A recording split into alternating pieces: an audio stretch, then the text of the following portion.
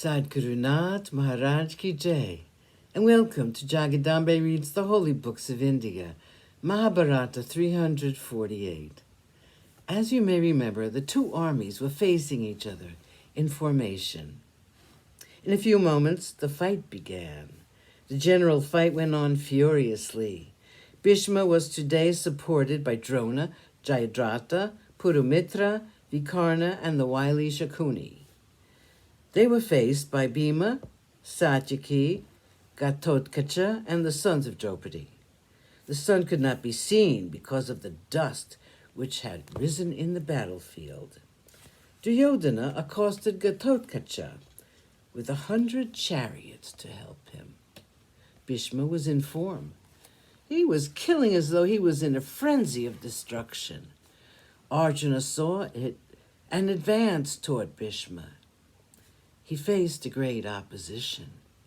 The infuriated Kauravas fought well. Abhimanyu and Satyaki fought with Shakuni and his attendants. The chariot of Satyaki was destroyed by Shakuni. He jumped into Abhimanyu's chariot and continued to fight. Bhishma and Drona now proceeded against the elephant army of Yudhishthira. The sons of Madri were there to help Yudhishthira. The fight went on in several parts of the field. The prowess of Ghatotkacha was seen only today. He was greater than even his father in fighting. He very easily destroyed the great army of Duryodhana. There was a fight between the two. Bhima came now to fight with Duryodhana, his dearest enemy. Duryodhana was hurt by the onslaught of Bhima, and he fainted in his chariot. His charioteer took him away quietly from the fighting area. Drona and Bhishma began to harass Bhima. Satyaki had come to assist Bhima. Duryodhana had recovered from the faint, and he was back at the front. He saw the havoc caused in his army by Bhima and Satyaki. He was terrified by the sight of his army dwindling down at an alarmingly fast rate. He rushed to the side of Bhishma and said, "It is not right that this should happen when you are here. Drona and his son Ashwatthama are alive, and still this is happening to my army.